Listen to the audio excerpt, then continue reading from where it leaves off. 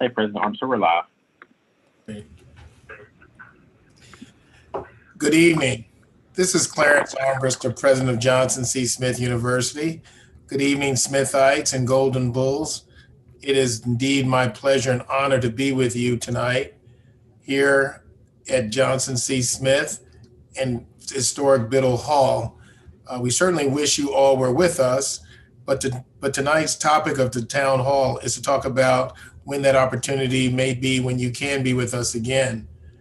We are delighted to have announced last Friday and again this morning that all things considered, we are looking forward to rejoining here on the campus at Johnson C. Smith in January for the spring term. Now that is subject to prevailing conditions. Last Friday and again this morning that all things considered, we are looking forward to rejoining here on the campus at Johnson C. Smith in January for the spring term. Now that is subject to prevailing conditions. Last Friday and again this morning that all things considered, we are looking forward to rejoining here on the campus at Johnson C. Smith in January for the spring term. Now that is subject to prevailing conditions. Last Friday and again this morning that all things considered, we are looking forward to rejoining here on the campus at Johnson C. Smith in January for the spring term. Now that is subject to prevailing conditions. Last Friday and again this morning that all things considered, we are looking forward to rejoining here on the campus at Johnson C. Smith in January for the spring term. Now that is subject to prevailing conditions.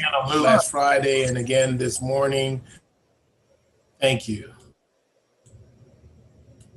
Not sure who saw that, but thank you, whoever did. As I was saying, we're glad to be with you all tonight, and we're going to have several of my colleagues, administrators who have been working tirelessly since we were all had to disband from campus to figure out a way to get us back. I want to thank them, the reopening committee. You'll hear from several of them tonight. I also want to thank our board who has walked with us step by step in this process as we've considered making sure that we can open the campus safely.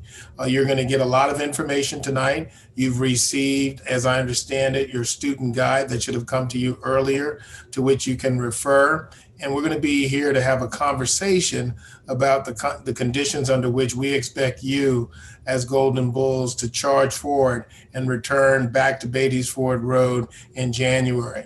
So with that, I want to thank you, and I hope there are parents involved as well.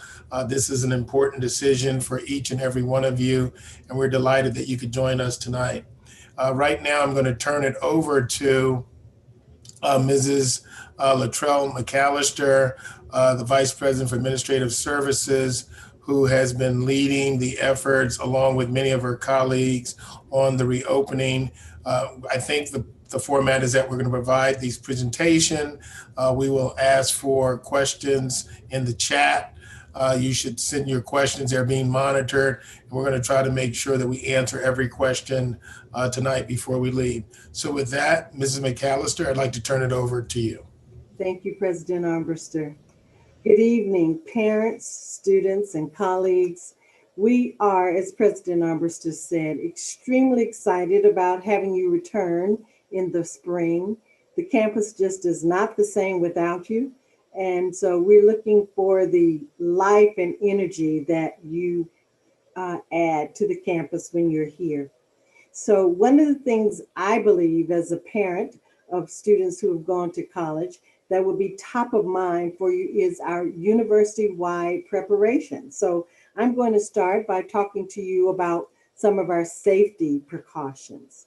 And you've seen some of this in the guide. I hope you had an opportunity to read it.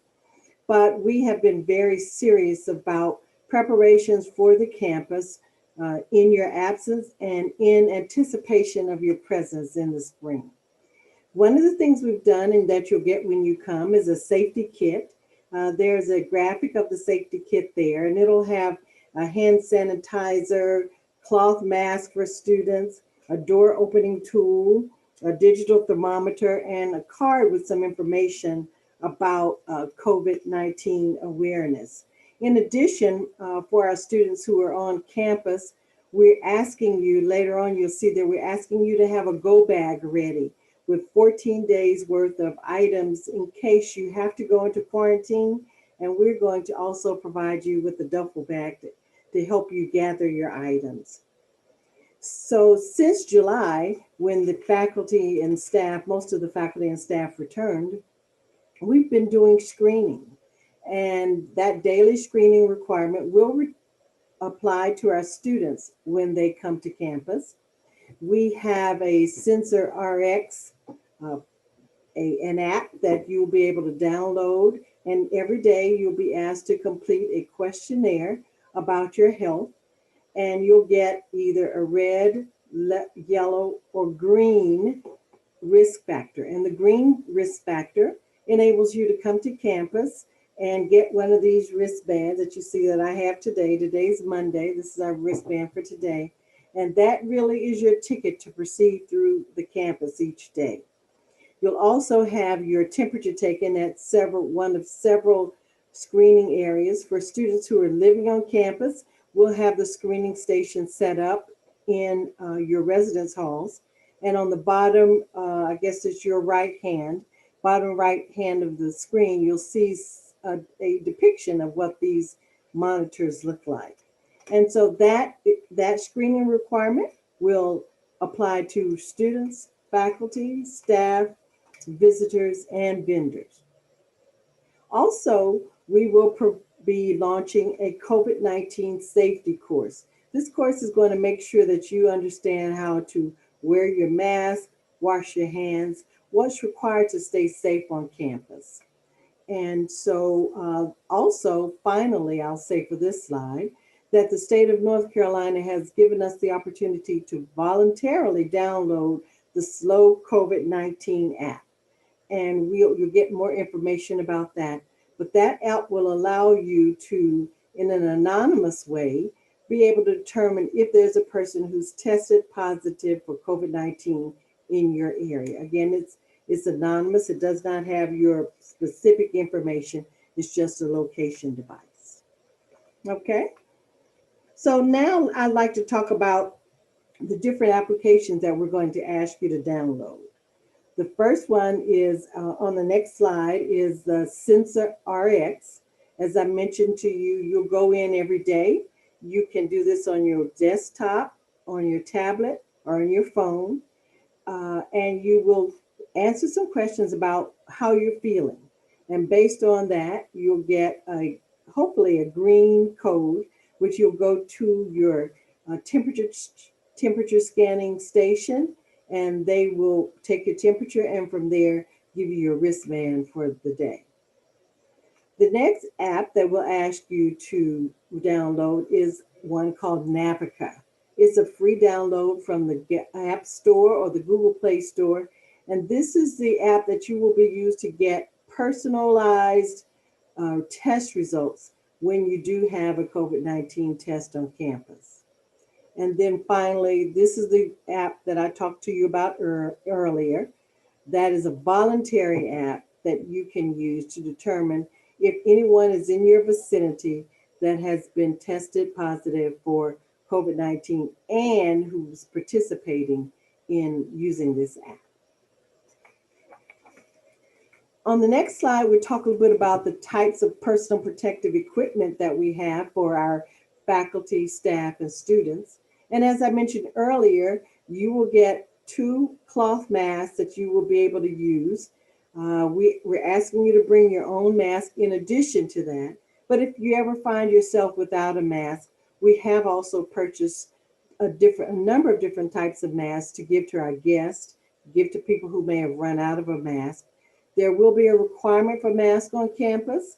And so we want to make sure that we have all of the personal protective equipment that's necessary for our faculty, staff, and students to live and work in a safe environment.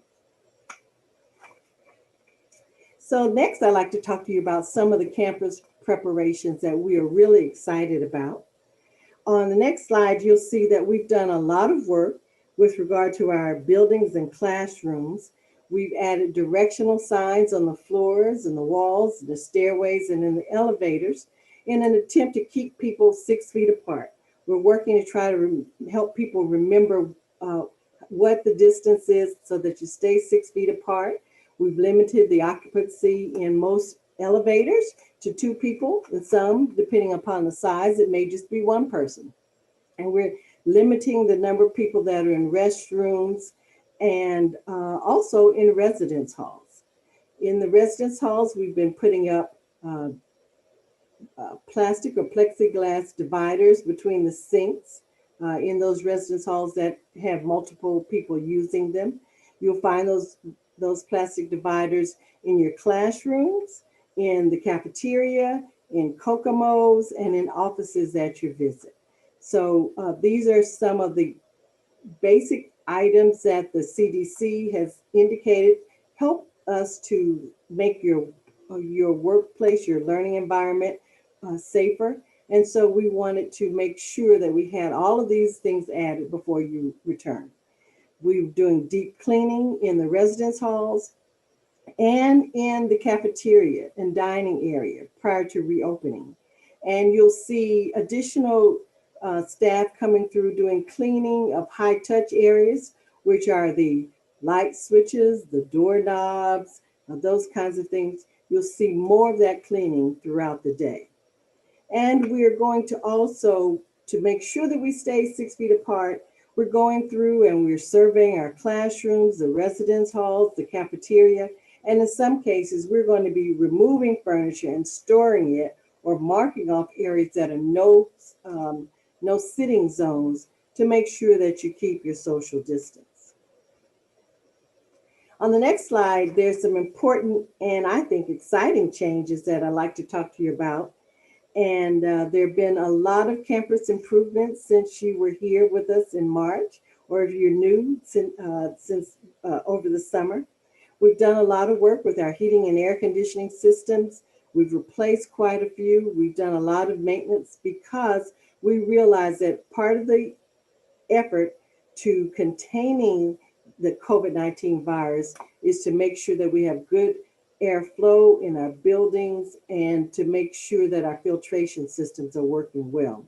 We've replaced furniture and mattresses in the residence halls. We have made a lot of improvements, re-roofed some buildings, made repairs to some buildings. We're doing things to make sure that the envelope of the building is secure and therefore that the building is working and operating in as safe a manner as possible. But that's not the tip of the iceberg, or I think the icing on the cake, maybe I should say, is the enhancements that you'll see when you come back to campus in the dining hall. We're working with facilities and they are making some real improvements to make your dining experience go better. You'll have grab and go options as you hear about later, but there'll be a real difference in the look and feel of that cafeteria.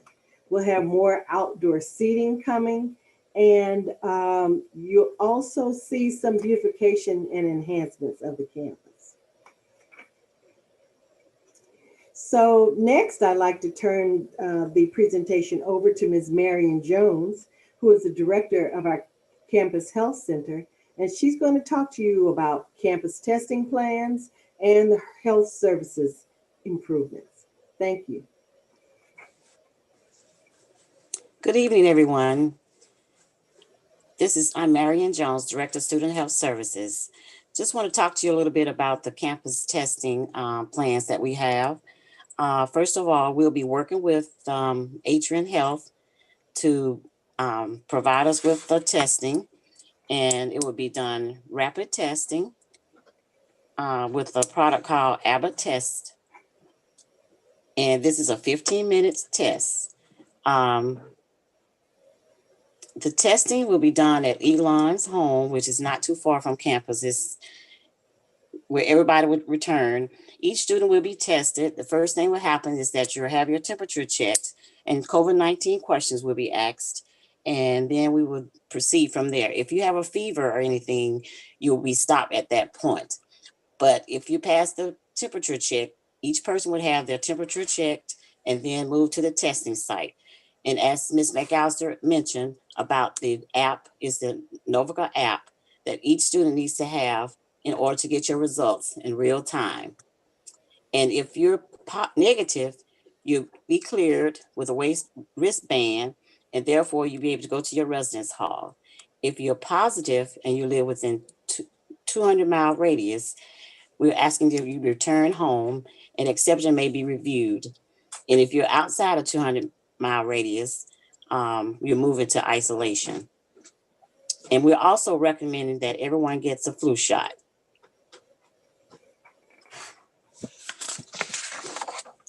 Also, we'll be offering routine surveillance testing for faculty, staff, and students, which will take place in the Family Dollar Room. We'll be doing testing, probably 100 tests per week, and this will help us to identify any potential clusters. And this will be administered by the health center along with the help of Atrium Health, as well as this will take place. We'll do probably 100 tests per week. And then from that point, we will see, how things go with that. And the next thing we'll be concerned with is the student athlete testing. We will be partnering with Atrium as well with that. And once we figure how the testing score is going to go for us, the surveillance testing with the athletics department, the athletes they're seeking approval for the trainers to be able to offer the test as well. The athlete piece will probably be tested more than the average students because of the competition that they're having. So that's something that's pending on that part. And the next thing we have is the quarantine of students.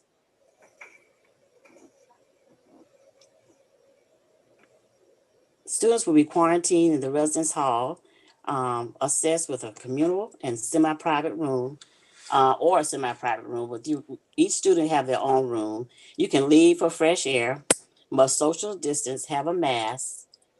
We encourage you to wipe down and clean your surfaces after you touch them. Also, we have available for you is a daily telehealth visit by the health center staff. And also you have access to what we call Smith-like care, the meals selection and delivery by Perkins, the housing and residence life, the health service and the dean of students will assist with this.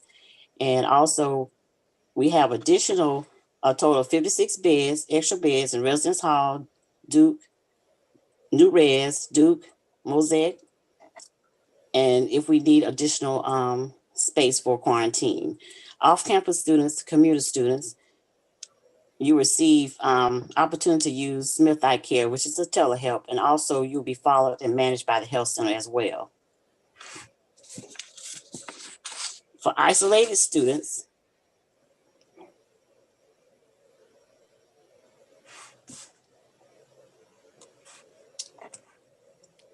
isolation students will reside in Elon homes, which you have a modular 1 for females and modular 2 for males. There will be a total of 50 beds that are available for 10 days, minimal isolation period. You can leave the room to get fresh air, but social distance and have a mask on is a must. We strongly discourage face-to-face contact with non-medical personnel. In that area, we have a nursing staff down there 24 hours a day. We'll be checking your temperatures and doing oxygen levels, administering medications as needed, as prescribed by the doctor. And also you will be screened daily by our doctors in the health center through telehealth. And also you'll have access to Smith-like care. And this will be coordinated as well with the academic affairs and student affairs. The meal selection and delivery will still be by Perkins. There's a kitchenette area where the meal will be prepped. We have storage for fluids, snacks, Gatorade, water, and also still with off-campus students, commuters, they receive care through Smith Eye Care, as well as the health center will also keep in contact with you to manage your care as well. Nurse Jones, this is President Armbruster. Can we just make a very important distinction between students that are isolated and students that are quarantined? so that a student that is quarantined is a student, and that is a self-quarantine, as Nurse Jones mentioned. You're quarantined in your room unless there's a need to move you to another room. That means you are suspected. You may have been exposed to someone and you're waiting on a test result. Isolated, students that are isolated are students who reside in our residence halls who have actually been determined to be positive. So I just want to make sure you understand the distinction. And it's really important in terms of the language that we use. Isolation is for students who have been deemed positive. Quarantine is for students who may have been suspected of being exposed. I just want to make that point clear. Thanks, Nurse Jones. Thank you, President Armbruster. And the next one is the continuity of care. The health center will continue to monitor each student according to their needs. The student have an opportunity to still visit the health center, and we'll have full-time nurses on staff. We have a physician that's there every day, and also they'll be able to issue orders for additional COVID-19 testing if needed. And also, we still promote the Smithite care, and you also can have follow-up appointments and clearance through the health center to return to class. And next, I will turn it over to the Housing and Residence Life.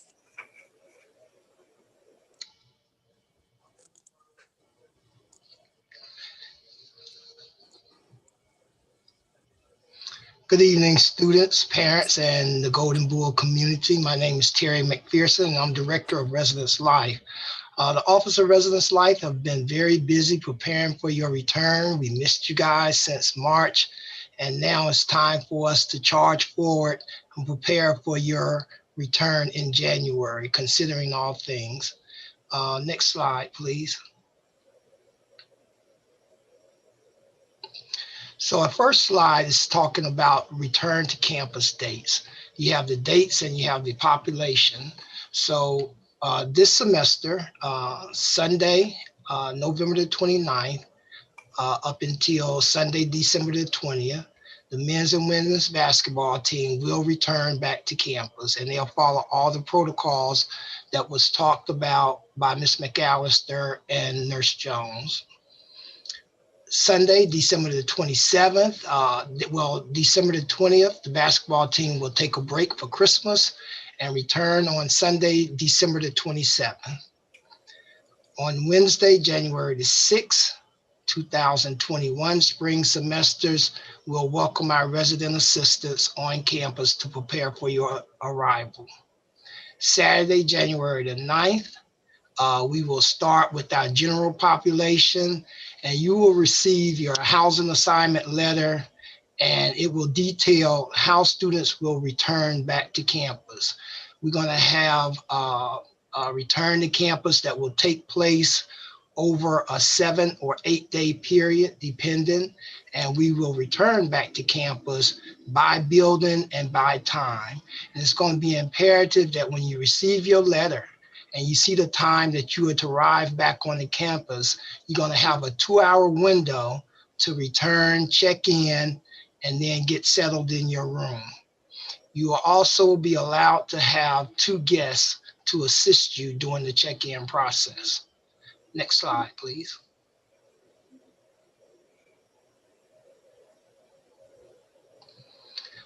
Expected move-in process, as I talked about, is going to be a move-in over about a 7-day period. Only 2 guests to assist during this unloading and checking into your room. As was said earlier, there will be single occupancy that will allow for quarantining in place. So in our traditional halls, be it Liston, Sanders, Myers, or Greenfield, those rooms, those residence halls will occupy 1 student per room. On a daily basis, there will be temperature checkpoints and wristbands. So in your residence halls on the West Campus, there will be a checkpoint for Duke Hall, Sanders, and Liston, and it'll probably be stationed in Liston Hall. You will have to have your temperature checked on a daily basis in order to maneuver throughout the campus. And on the main campus, there will be a checkpoint in each of the residence halls. Daily and hourly cleaning will consist of the housekeeping staff in each of the residence halls, cleaning, and even on weekends. In addition, the residence life staff, along with the residence assistants, will conduct room inspections frequently throughout the week. Retain a 10-day bag. Ms. McAllister spoke about that earlier. We're asking that you, in the event we have to check out of the residence hall for whatever reason, or you may have to relocate to quarantine based on testing, we ask that you have that 10-day bag packed and ready to move if have to. Also, we're asking that this year, with all the amount of things that students bring to campus, that you limit what you bring to campus, and that will be in your room assignment letter, as well as we're going to have a number of Zoom meetings that we will send out that's going to start in December to talk more about move-in process and what to bring and other things. Guest policy, visitation policy, there will be limited guest visitation and visitors on campus, and that will be monitored by the residence hall staff as well as campus police. Okay. On last evening, I had a chance to read a number of questions that were presented from students, and through the chat, I will answer some of those questions as well. And that concludes my presentation.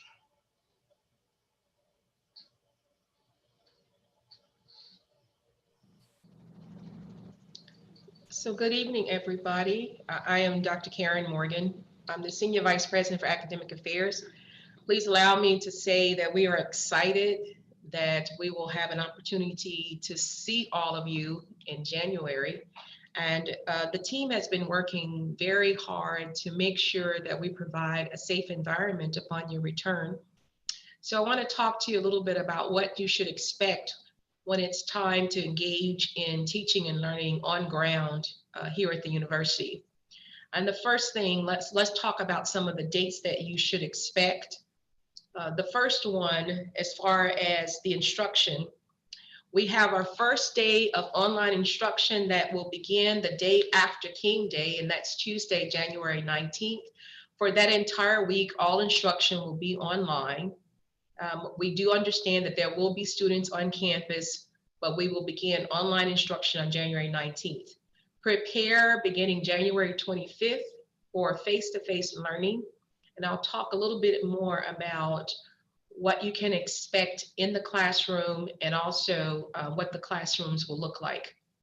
There will be information booths set up across campus that you may stop and ask any particular questions that you need. And we understand that during this time, we just all need a break.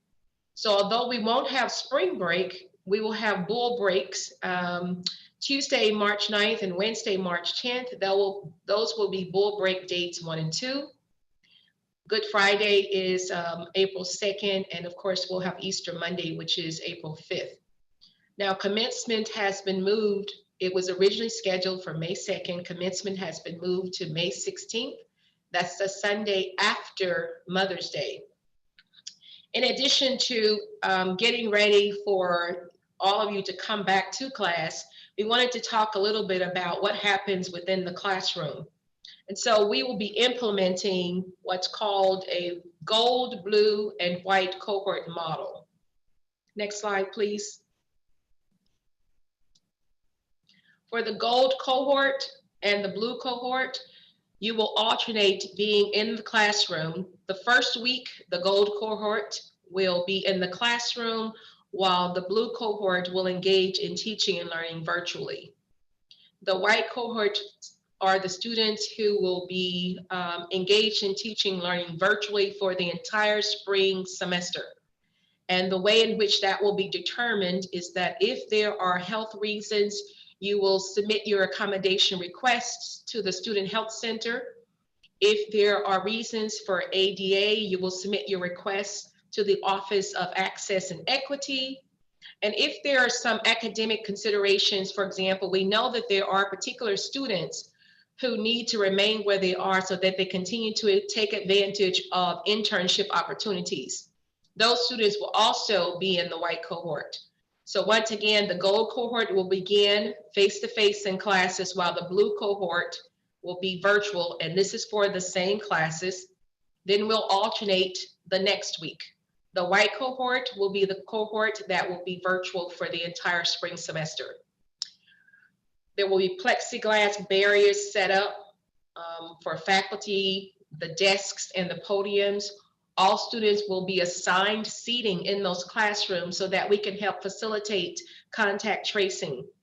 In addition to that, please note that classes will end 10 minutes early, as all of us are responsible for keeping our classroom spaces, our desk spaces, our learning spaces clean and disinfecting those. We will have wipes, disposable gloves, and hand sanitizer stations will be available for you. And we've also made some significant investment in instructional technology. While you will be engaged in the classroom for a particular cohort, there will be an opportunity for lectures to be recorded and provided for you in case you want to come back at a later time just to get a review of what was covered in class for that particular day. Tristan asked what makes you a white cohort. Tristan, it depends on whether you need accommodations for the American Disabilities Act, or by CDC guidelines, you have some health reasons such that you need to engage in teaching and learning virtually. Or if it's an academic reason, as I stated earlier, you may be engaged in an internship opportunity.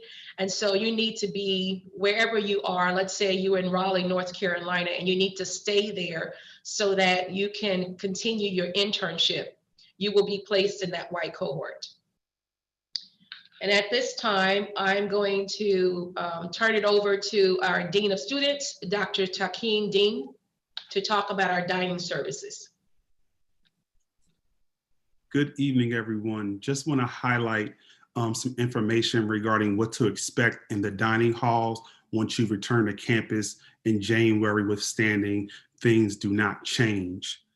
And so one of the things is, with the university, Perkins Food Management has also been preparing for the return to campus in January.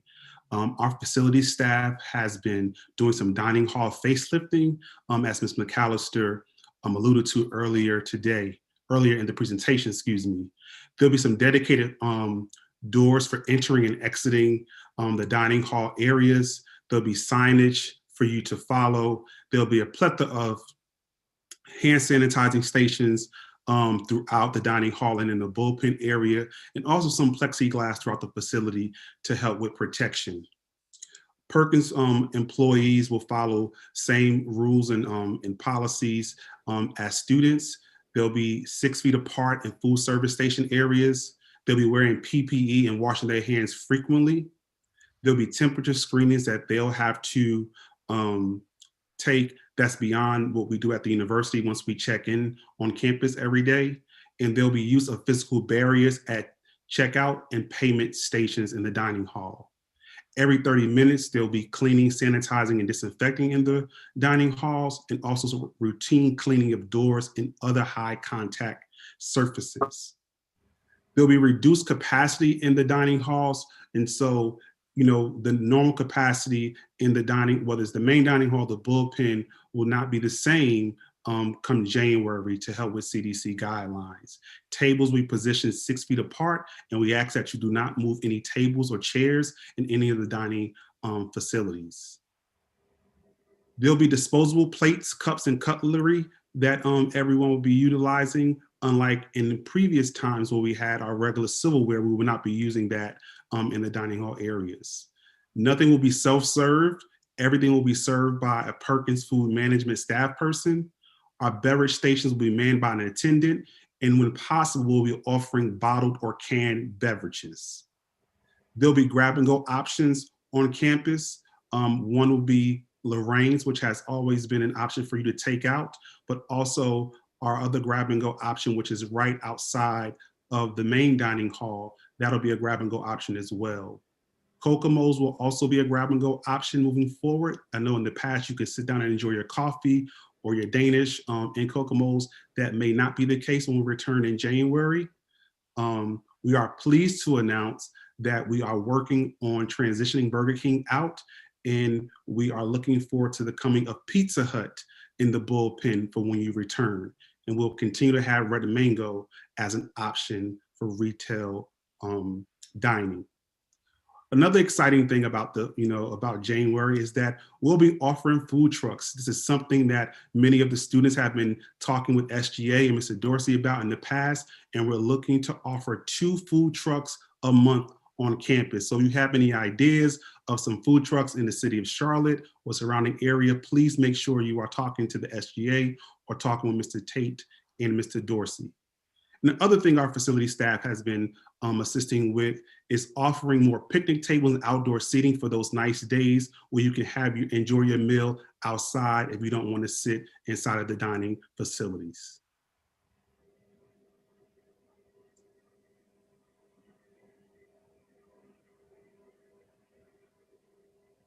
So this slide just highlights the times for the main dining hall opening. And so one of the things that we've done since we are reducing the capacity in the dining hall is we've extended the meal times every day in the dining hall. And so you don't have to memorize these times. They will be published, and we will remind you of what those times are in the residence hall, so you know what times you can go to the dining hall for your meal. While we are reducing capacity and doing other things to keep you safe, we are not reducing the quality of meals that will be offered to you in the spring semester. So those are the student dining experience updates. I'll now turn it over to Ms. Belfield to talk about messaging and communications. Good evening, Golden Bulls family. It is wonderful to have the opportunity to speak with you. And as has been said many times, we are looking forward to your return. We're going to talk just a little bit about some of the ways that we will be communicating with you about the processes for your arrival, what student life, campus life will be like when you arrive, and how our office will get this information to you.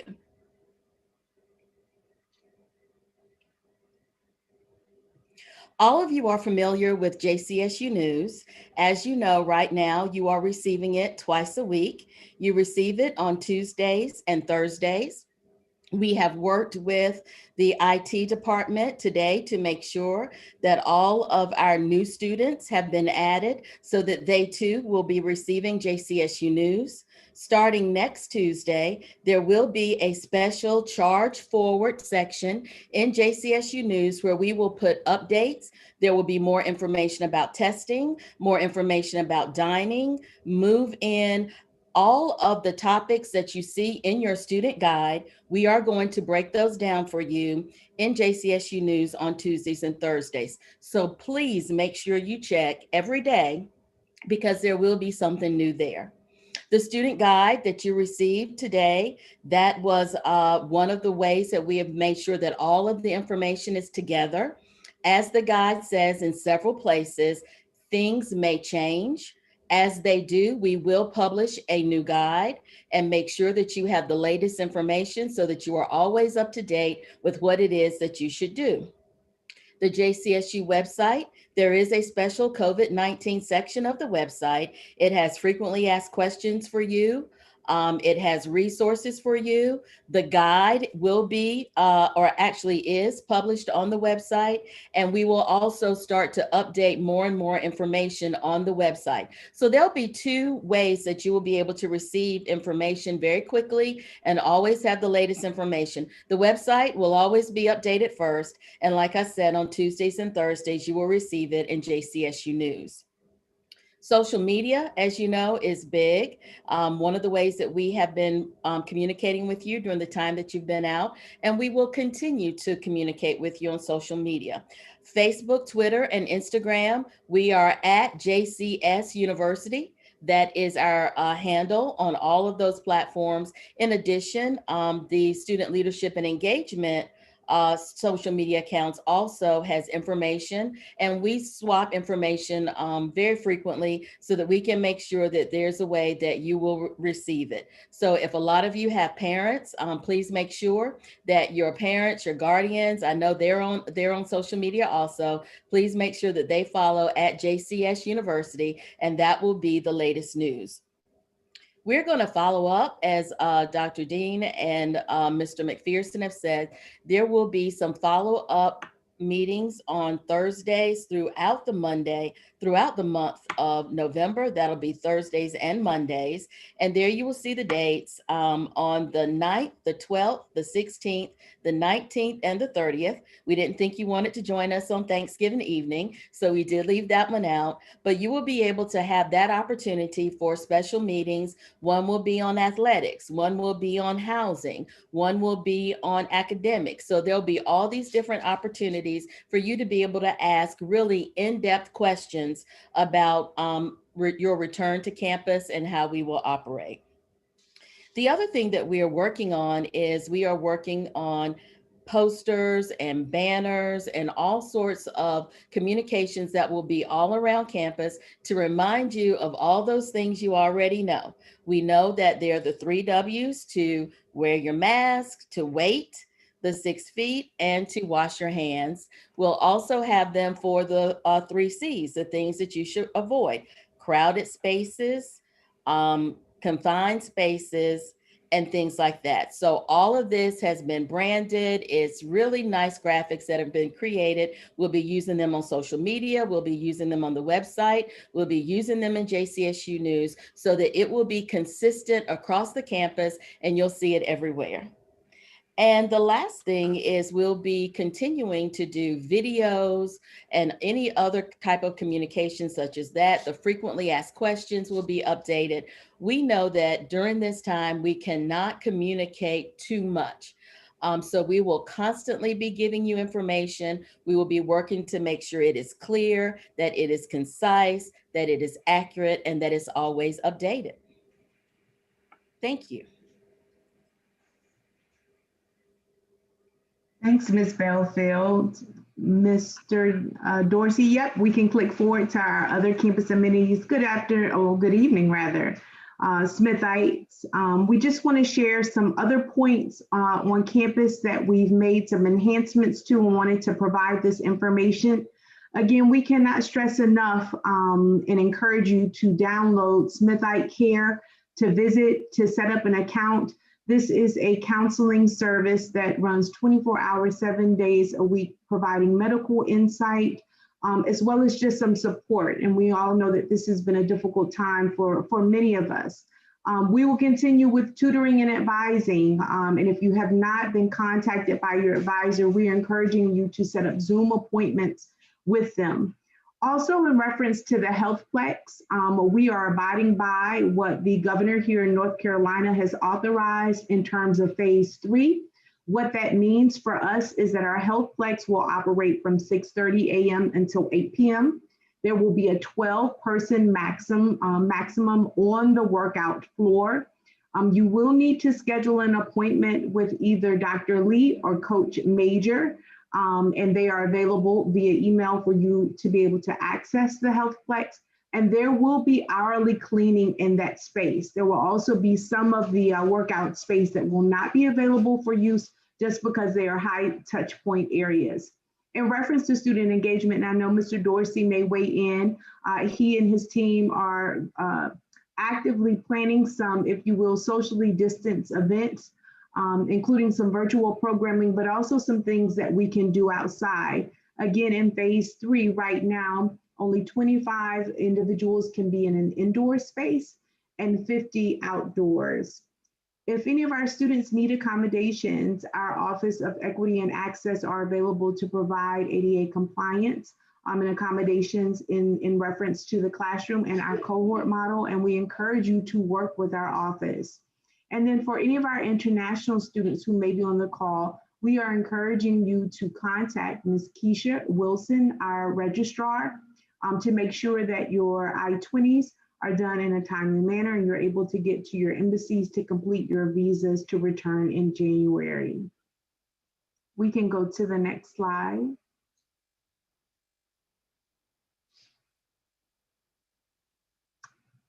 One other thing, I know that AVP Moses is on the call, and AVP Moses, please feel free to chime in.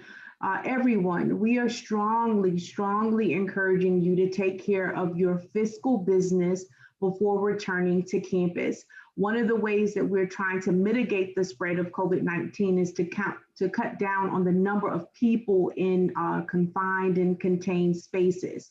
So here you will see on Monday, November 16th, advising and registration opens for our seniors. And again, we are encouraging you to reach out to your academic advisors to schedule what hopefully will be your last set of classes. On Wednesday, November 18th, regular students, our non-graduating students, all of our underclassmen, if you will, your advising and registration period opens. On Friday, the 20th, this is the last day to file for December graduation. So I believe there is someone in the chat who is scheduled to graduate in December. Please note that date. And then Monday, November 30th, the financial clearance process for spring 2021 opens up. Again, please take care of your fiscal business before returning to campus. And I'll turn it over to Dr. Dean now. Thank you, Dr. So one of the things is we all have a responsibility to help reduce the spread of the virus. And we have a social responsibility as Smithites. And so before you receive the kit that Ms. McAllister mentioned at the onset of the presentation, there is a pledge that all of us, and when I say all of us, I mean everyone at the university, all faculty, all students, all staff, all administrators will have to sign before receiving your safety kit. And this pledge talks about what you would do as a member of the community to help reduce the spread of the virus, that you'll wear your mask, that you will socially distance, that you will not be in confined spaces, things of that nature. We are looking to upload the pledge to Canvas, and so that it's easy for you to just sign on, read the pledge, and also sign that you as a member of the community will adhere to the pledge.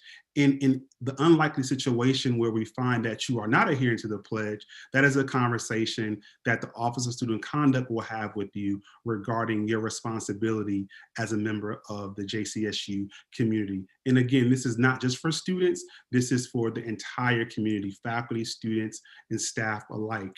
There will be an addendum to the student handbook, which you will start to see in January before you return. And it's specific to how to, to some policies and procedures regarding the global pandemic. And so please continue to check your email as well as JCSU News as we publish the addendum to the student handbook. And I'm going to turn it back over to Ms. McAllister to close us out with the presentation for this evening. Thank you, Dr. Dean. So students, we've talked to you about our plan to charge forward, but we have to also plan for the unfortunate event in case we have situations like we did last spring when we have to retreat or move back from the plans to charge forward. So I want to talk to you a little bit about, we've set up some milestones or some benchmarks. These may change as the situation in the city changes, but I just want to let you know that we will have some indicators. Last time we had to close very quickly because the governor shut us down. This time we want to have some indicators or some signals to help you prepare and help us to prepare as well. So in the green phase, when you come back to campus, we're hoping that the number of positive cases are very low and that we're able to we are able to control the transmission from person to person.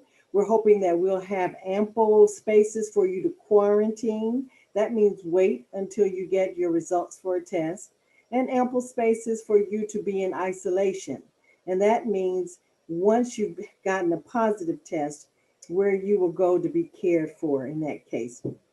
We We'll have reduced density on campus, probably about 75% of the people that we normally would have.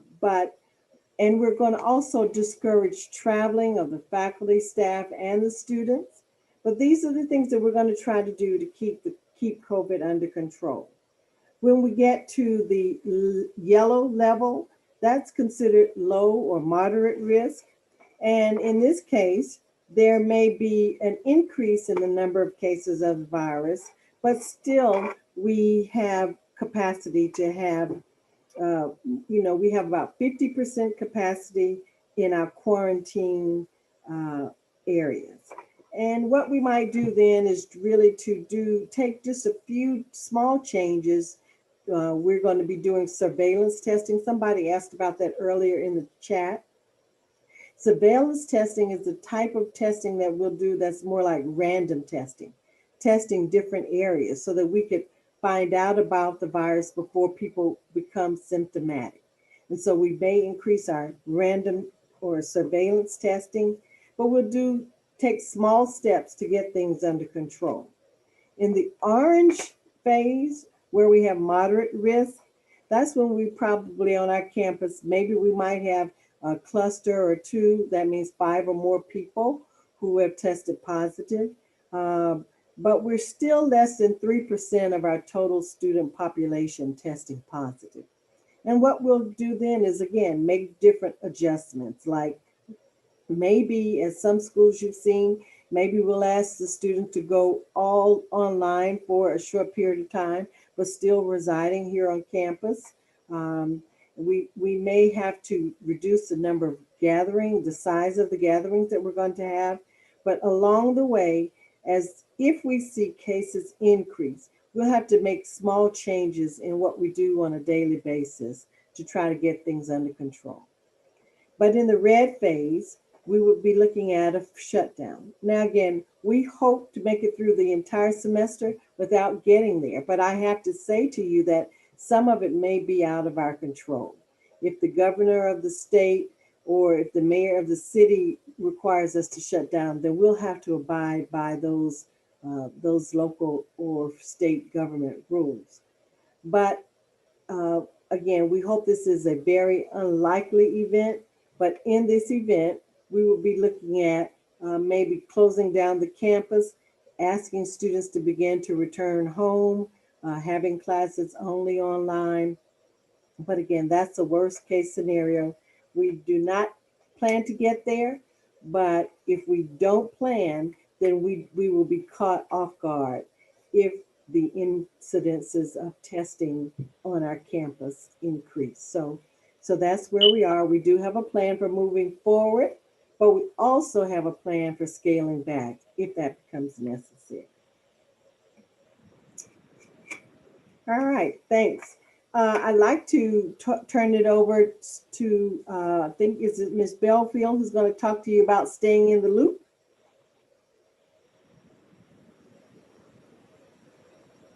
Hi, we did talk about staying in the loop, and these are the different methods for you to do that through social media, mostly with the Student Affairs YouTube account, through texting, through Twitter, Facebook, and Instagram. And all of the handles that you would need to stay in touch with are right here on your screen so that you will be able to write those down. And we will also make sure that they are in JCSU News so that you have the handles for the pertinent offices across the campus. I'm going to turn it back over to Ms. McAllister. So at this time, we would like to thank the administrators who joined us this evening to give us more information on the spring reopening. We do want to entertain questions from our student participants and some of our parent participants. So if you did not have the opportunity to place a question in the chat, please feel free to unmute. I'm going to stop sharing the screen. I'm sorry. Please feel free to unmute your mic and go ahead and ask your question live.